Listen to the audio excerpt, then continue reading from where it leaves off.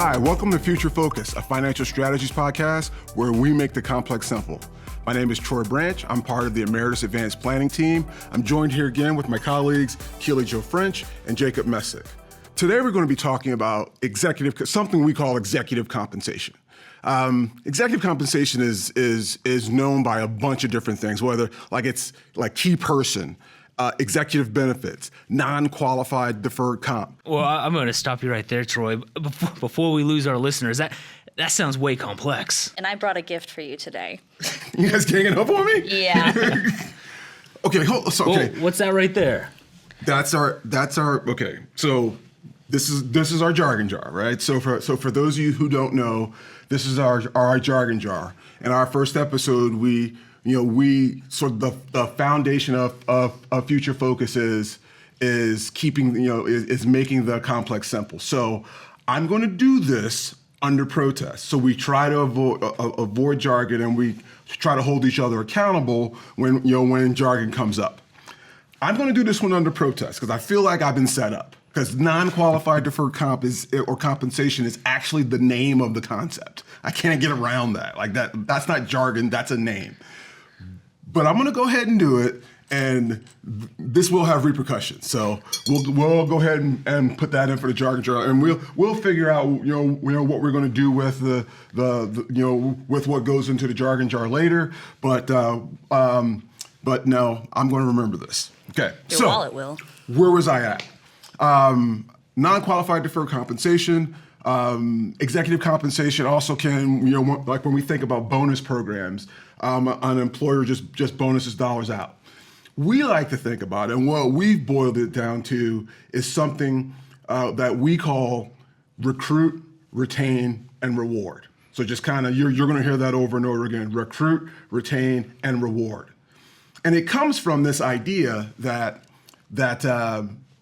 we have a question that we oftentimes end up talking to folks about, whether it be business owners, whether it be even advisors that we work with. What would you do? And this is asking a question of a business owner. What would you do if a key employee didn't show up for work? Right? That's a legitimate question. We kind of flip that on its head and say, if you have a key employee, do you have a key employee that you need to either recruit, a key employee that you either need to retain, or a key employee that you either need to reward? So that's what we're going to dive into today when we talk executive compensation. And we're going to think of it as recruit, retain, and reward. Sound good? Sounds Great. good. All right. So let's go ahead and dive right in. We're going to play a game. So I should probably tell. So from time to time, we're going to play some games. We're going to just do a little something different to get to the conversation that we have in our offices and our cubicles and walking around and thinking about business owners. Okay, so we're going to play a game called Myth or Reality. Okay, I'm going to ask you a question, myth or reality, and I want each one of you to respond to it. Okay. And we'll work our way through this episode playing myth or reality. Sound good? Sounds good. All right. Okay, so myth or reality, recruit, retain, reward is a difficult conversation for most people / business owners. You want to go first? Yeah, I'll take this Well, one. before you do it, I need to know myth or reality first. Okay. So, and then we'll dive into your answer, as to why. This is a tough one. I want to say myth, but I'm going to say reality, and I'll give my answer in a second. Okay. So you're reality, but you want to say myth. I want to say myth, but I will lock in my answer as reality. Reality. I'd have to agree. I'd say it's a myth for us, but a reality probably from some business owners. Okay. So let's explore your answer. So why? Yeah. So I mean, to me, this should be a myth because it should be an easy conversation for a business owner to have because, all businesses have key employees and the success of those organizations is largely due to that hard work, the intelligence, the selection of the right people. But my answer is going to be reality that, this is a difficult conversation for most business owners because they probably aren't thinking about this before it's too late. they don't know the right questions to ask or the right concept to implement or consider, or they may not even be working with the right financial professional to help them address these business planning concerns. So because of all those uncertainties, those factors that just the business owner may not be thinking of, it's probably a conversation they're not having. I mean, I'd add to that just to say, I think maybe they think of this as just another expense to their books. They don't really think of okay, all the benefits or the rewards that can come with it. They don't think, oh, I need to recruit, I need to retain, I need to reward my employee. And kind of what Jacob was saying, they don't really think about that until it really hurts them, until it bites them in the butt, where an employee finally leaves or they don't show up to work tomorrow and they're left there holding the bag going, okay, well, now what do I do? That's when they're ready to have these conversations. So I think it's a reality for some people that just don't really think about it. So they may think it'd be a difficult conversation because they're finally put in that difficult situation. But I would still say it's a myth, because if they did reach out and say, hey, I want to compensate one of my employees, they're really important to me, I think that conversation, just starting off there, would be a really easy way to go, as long as you talk to a financial professional. So you're both a reality, but myth. Okay, so I know from you, because you've been in law school, so you've been hanging around us too long, because that's a lot of it depends. It depends, it very, and because of it, because it's, the cost to recruit, retain, reward employees is becoming more expensive. The loss of a key employee is a significant amount. It can range from the hiring, the onboarding, the learning, the development, the training, the cost of having that position be left vacant. There's a lot of costs that go into losing an employee that the business owner should be thinking about why I need to put a program, a plan like this in place for my key individuals. I mean, all in sum, your employees are the lifeblood of your business. They are the value drivers. They are where everything in your business kind of culminates. They're the people that are talking to your customers. You have to take care of your employees in order for them to take care of their customers. So, I mean, it's a really important conversation to be had, but again, most people don't even think about it until they're actually put in that difficult situation. Do you, are there other considerations? Like, I think about the business owner and I've been in the situation where the business owner says, key employee, they haven't thought about the key, who's the key employee. And I always felt like, I've always felt like, even in a situation where they haven't identified the key employee and they say, I don't have one, they've really identified one. It's the business owner, right? Yeah. Like, somebody's making this thing go, right? Or someone's has sort of an outsized effect on how this thing is going and making it successful, presumably. And so even the business owner saying I don't necessarily have a key employee identifies a key employee. Are there other things to consider there? Yeah, I'd say not just identifying who the key employee is, but once you start getting into the conversation a little bit more, how complex do you want your conversation to be? How complex do you want this compensation to show up as? Because you can have so many different forms of different compensations. But also the question is, how much control do you want over it? So we call this the complexity versus control. You're very familiar with this. We kind of push it very often.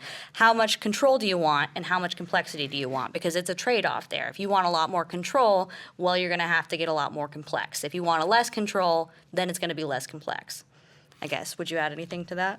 No, I think I know we're going to dive into that here in a little bit. I think the biggest thing is knowing what questions to ask, who those key employees are, what should I be thinking of, and then having those conversations with the right person to dial in what type of concept or strategy may satisfy that concern for the business owner and that business. And those questions will, like we find, lead the business owner, but lead us to certain solutions, if you will, in that recruit, retain, or reward, depending on what you're trying to do. Yep.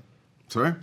Okay, so let's keep moving along. Let's talk myth or reality. So here we go. Myth or reality, recruit, retain, reward is not for Main Street, but only for Wall Street. So translation, it's not for just big businesses. It's for small mom and pops and medium businesses and everything in between. If you want to make my myth and reality question a little more reductive and simple, yeah, I guess that's what you could do. I mean, I could charge you for it and make you put another one in. Nope. But my answer, 100% myth. No question. No, it depends here. Okay, That's hold on. So Yeah, I'll agree. Yeah. Okay, so we got agreement. Myth as well over here. So we got like solid myths over there. No, it depends. Okay, all right. So I didn't mean to cut you off. Go ahead. No. So when you're talking about a business, every business, like you said, has a key employee. And if you don't know who that key employee is, well, look in the mirror. It's likely you. So if you have a small business and you're the one that's running that business, you're the one who deserves that kind of compensation because you have to recruit, retain, and reward yourself to keep showing up every single day at your job. So no matter how big or small your business is, if it's just you're still the key employee and you still need that kind of compensation involved to make sure that you're showing up to work every day, giving 100%, enjoying what you're doing, and have your motivations really aligned with what your business goals are. And I think that can translate to just about any size business. I would agree as well. I mean, every business owner knows who their key employees are. If it's an individual there or if it's themselves, and that key employee could be someone. It could be the CEO or CFO. It could be an executive chef at a restaurant. It could be the operations manager at a cheesesteak meat factory for processing cheesesteak meat. That's oddly specific. Well, I'm all for a cheesesteak, but that's really specific. Hey, every industry, every business has that key employee, and an effective executive compensation plan is essential for attracting, motivating, and retaining that top talent. So for me, it's executive compensation is either recruiting or retaining that key employee, so that when we ask the question, because it's not just like you don't give the way we talk about executive compensation, the way we talk about recruiting, retaining, or rewarding an employee, what we're really talking about is rewarding a key employee, because you usually have identified, or you're going to go through the process of identifying a key employee, and that's a little bit different than a regular hardworking employee that comes in and does their thing. All businesses have regular employees, and all businesses have the key employee that makes the business owner, quote unquote, keeps them up at night. Yeah. And I really hope that question, just to identify it again, what would you do if this person did not show up to your work tomorrow? That should really just kind of drive home the importance of recruit, retain, reward. Like if you think your business would come to a standstill, if you think you'd lose your customers, that should really be an eye-opening moment and go, oh, that is my person, and I need to make sure I do everything in my power to make them want to show up every day, to give it their all when they show up, and that they keep coming in. Yeah, I'd say those questions we've kind of hit on a lot of the questions, but the questions that come up as we're having these conversations, we mentioned, what would you do if one of those key employees didn't show up? It's who are those key employees? What is their role? What would be impacted if that key employee is not there? And we had mentioned, is it sales? Is it management? Is it a client or supplier relationship? And then, all this leads us to that is addressing the problem, but the solution is, what benefits are you currently offering your key employees? Do you have something in place now, or should we look to implement and put a plan in place so you have something to retain and reward those key individuals?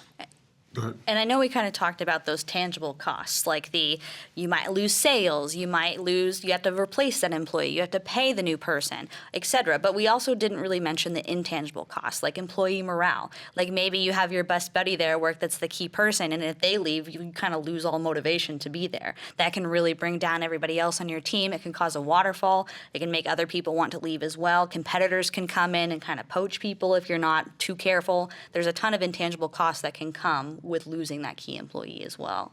Absolutely. Do you feel like and maybe we'll get into part two. I should have probably told everyone, like, this is likely going to be a two-parter, because this is a much broader conversation. We talk a lot about recruit, retain, or reward. So before we sort of move on into part two and some more myth or reality, do you feel like there's other questions when we start thinking about, yes, I have a key employee, yes, I need to do something about it, can you help me? What do those questions, are there questions to get us to a solution, that sort of drive us to a solution when it comes, like when we're talking to business owners? I think it kind of goes back to that complexity versus control question.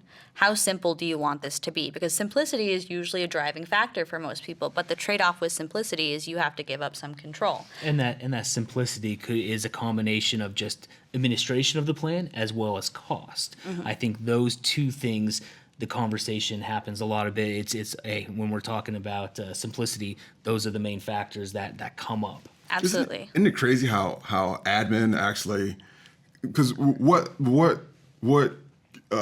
Keely, like what you guys are talking about is that, and you mentioned it, control versus complexity, right? Like it's how much complexity are you willing to endure, i.e. administration? Like there are things that need to be administered and done. How much complexity are you willing to endure for the amount of control that you really want? That's sort of the balancing thing, and we have this we have this graph, and that we often will show, and usually it's the beginning of our conversations: control versus complexity. How much control does the business owner want over a benefit for the key employee versus the amount of complexity that they're willing to endure? And probably more than half of the time, like the amount of complexity that they're willing to endure, i.e. administration, is sort of a big factor. And I would say the other big factors is the business requiring an immediate tax deduction, or are they comfortable with a tax deduction on the executive compensation plan down the road, and a deferred tax deduction? Is cost recovery an important feature for the business owner? And what type of benefit are they wanting to pay that key employee? Do they want to provide them a bonus now? Do they want to provide them a lump sum bonus down the road after a specified service period has been met? Say, hold on a second. That's a lot of lump sum and specified. Hey, If I'm getting non-qualified, the deferred comp for just naming it, like calling its name, you're getting for specified lump sum bonus and service period, all that other stuff. I thought I almost made it through the full Wait, this full episode. Are we charging him 1 or 2? Well, let's lump see. Sum, and that was lump sum. Deferred bonus. Deferred bonus. What was the other one? I'll give you 2. All right. We'll put 2 in there. All right. But yeah, I mean, with that, it just goes into what type of benefit. I mean, are they wanting to provide that key employee something now, and that immediate bonus? Do they want to provide them something down the road? And if it's down the road, is it a single amount? After say 5 or 10 years. And what's nice is with all these plans, there's the flexibility to dial that into what meets the objective for both the employer and the employee. Or do they want to set it up as some type of supplemental retirement income stream, to benefit them? Supplemental retirement income stream? I don't know. I mean, I'm just saying, non-qualified deferred comp, the name, I had to put 1 in. Well, I think the benefit here is this is why, as these questions come up, talking with a financial professional who works with these type of plans is able to help decide and talk through, all these key factors. What approach, what concept may work the best for that employer, for that business and that employee. Okay. I still say pay up, but no, I think that's all I'd add on it. But is it okay if I ask you a myth or reality question? Sure. Just because I really need to hear this rant, because I've heard it so many times and I really need it to happen. Okay. So, myth or reality? Key person is a great idea. And key person only. And key person only. Okay. So you really want me to rant about this? I very much do, actually. All right. So, key person. You've heard now. Executive compensation is one of the things that we sort of lump into it is key person, and all the things that I talked about at the beginning of this of the podcast.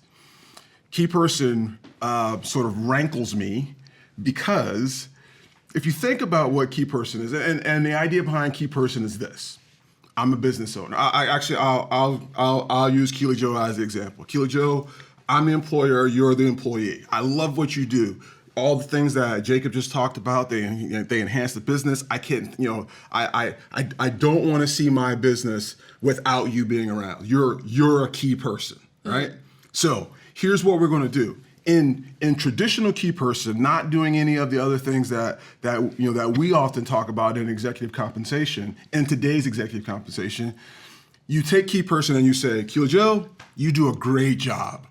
You do such a great job that here's what we're going to do. We're going to make sure that if something happens to you, my business is protected and my business alone.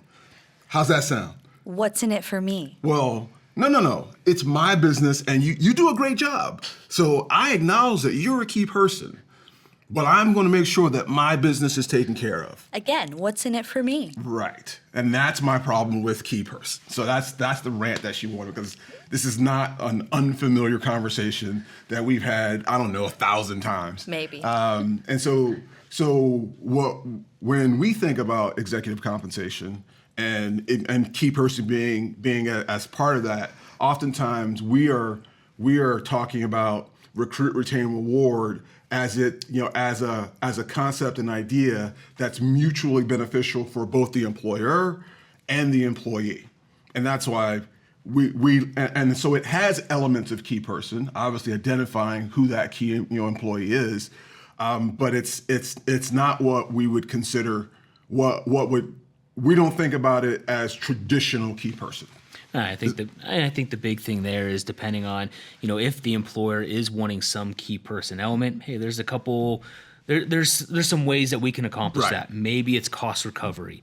Maybe it's a share of the death benefit between the business and the employee's beneficiary. So there's different ways that you can incorporate the key person, but then also add in that added benefit to that key individual to provide them a benefit to retain them and reward them and keep them at the business.